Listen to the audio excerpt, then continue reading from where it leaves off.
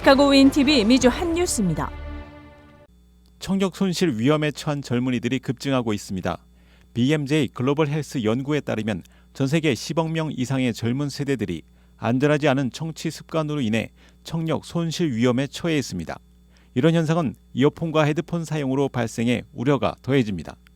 청각장애협회는 시끄러운 콘서트장에 있다가 나왔을 때 귀에서 울리거나 이상한 느낌이 든다면 달팽이관 내부에 있는 유모세포가 손상을 입을 수 있다고 지적하면서 일상생활에서 사용하는 이어폰과 헤드폰 사용 시에도 음량과 청취 시간을 제한할 것을 조언했습니다.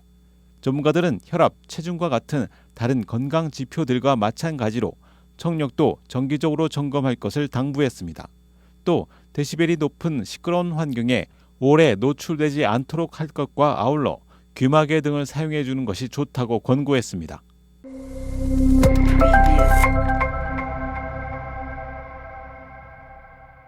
알렉스 지아놀리아스 일리노이주 총무처 장관은 운전 중 줌이나 기타 동영상 앱 사용을 금지하는 법안을 지지했습니다.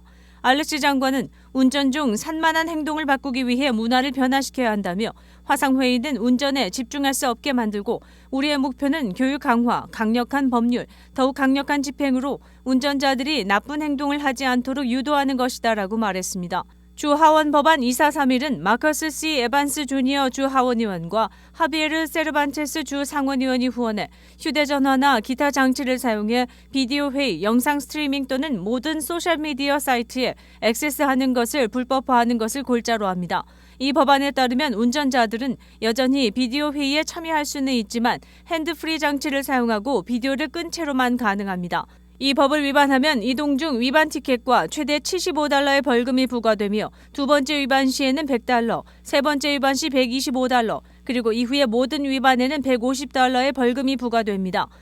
1년에 3번 이상 이동 위반이 발생하면 면허가 정지됩니다. 윈TV 채널 24.5는 안테나를 통한 공중파 방송을 통해 시청할 수 있습니다.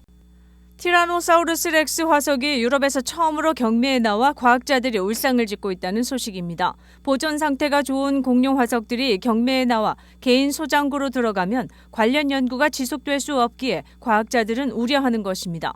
더 타임스에 따르면 상태가 좋은 티렉스 화석이 전 세계를 다 합쳐도 많지 않다며 박물관은 높은 가격에 공룡뼈 화석을 매입할 수 없을 것으로 고생물학 전문가들은 보고 있다고 지적했습니다. 따라서 과학자들 사이에서는 이번 경매를 신호탄으로 과학적으로 값을 정할 수 없는 화석들이 줄줄이 경매를 통해 갑부들의 손에 들어가 사라질 수 있다는 우려가 적지 않게 나옵니다. 전문가들이 연구용으로 접근할 수 있는 공룡 화석들은 갈수록 줄어들게 된다는 것이 과학자들의 의견입니다.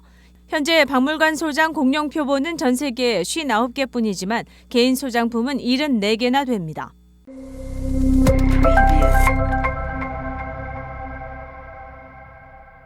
올해로 9세 된 소년이 고등학교의 모든 교과 과정을 원격으로 마치고 마침내 졸업장을 받아 세간의 주목을 받고 있습니다. 펜실베니아 사는 데이비 발로거는 최근 벡스카운티 해리스버그시에 소재한 리치 사이버 차러 스쿨을 졸업했습니다. 초등학생 나이지만 과학과 컴퓨터 프로그래밍을 좋아하고 그를 가르친 교사도 그의 뛰어난 지적 재능에 놀랐다며 옆에서 도와주고 격려해왔다고 말했습니다.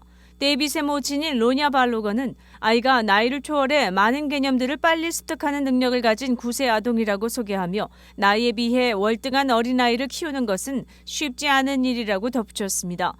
이 소년의 꿈은 야무집니다. 대학을 마치면 천체 물리학자가 되어 블랙홀과 초신성을 연구하겠다는 당찬 포부를 밝히고 있습니다. 평소 호신술로 몸을 단련하는 것을 좋아하기도 합니다. 멘사 회원인 그는 벡스카운티 커뮤니티 칼리지에서 한 학기를 마치고 진학할 대학을 정할 것으로 알려졌습니다.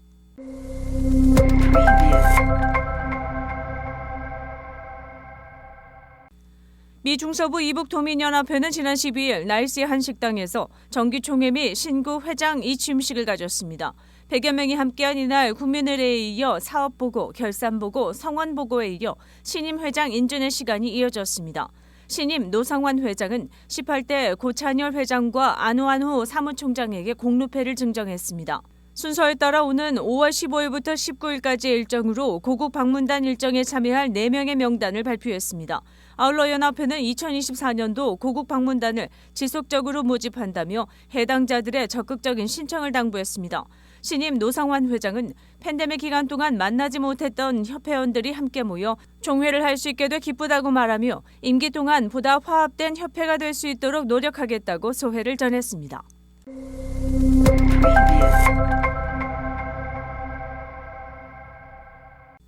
본격적인 봄 기운이 시작되면서 달리기 대회 등이 본격적으로 시작돼 시카고 길도 통행이 통제됩니다. 시청은 오늘 24일부터 27일까지 시카고 다운타운 그랜드파크 인근 도로가 통제된다고 밝혔습니다. 8km 달리기 대회인 시카고 샴록 셔플이 26일 오전에 개최되면서 인근 도로는 오전 8시부터 11시 15분까지 폐쇄됩니다. 인근 지역 주차도 금지되므로 주의할 것을 대회 측은 당부했습니다.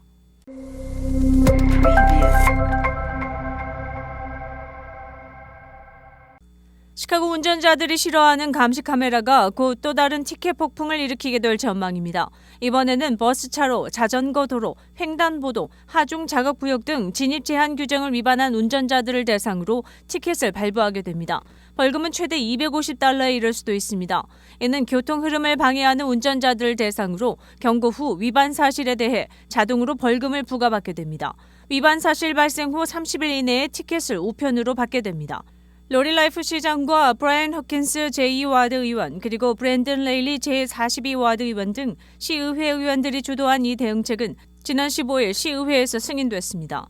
이번 카메라 설치 계획은 자전거 도로의 안전성을 높이기 위한 노력의 일환으로서 이를 통해 교통규칙 준수를 강조하고 안전한 자전거 도로 문화를 조성하려는 목적을 가지고 있다고 시의회는 강조했습니다. 일부 지역 주민들은 이러한 단속 방식이 개인정보 침해를 초래할 수 있다는 우려를 표명하며 반대 의견을 제시했습니다. 시카고시 의회는 이러한 우려를 해소하기 위해 카메라 설치 위치를 사전에 공개하고 이러한 단속 방식이 개인정보 보호법에 따라 수행된다는 점을 강조했습니다.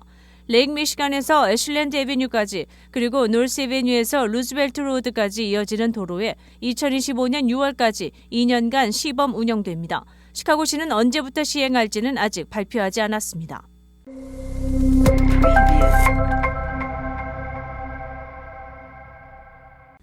세계 비만 연맹 WOF가 발표한 세계 비만 지도 2023에 따르면 비만 문제에 적절한 대응을 하지 않으면 2025년까지 과체중 또는 비만 인구가 세계 인구의 절반을 넘는다는 것입니다.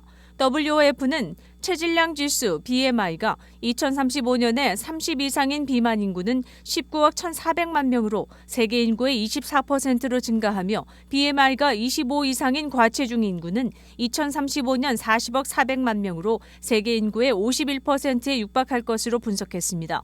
이렇게 비만과 과체중 인구가 늘어나면 경제적 손실 비용, 즉 치료에 따른 의료 비용과 경제적 생산성에 미치는 영향을 모두 포함하는 비용이 2020년 1조 9천억 달러 선에서 2035년에는 4조 4천억 달러 선에 달할 것이란 관측이 나오고 있습니다.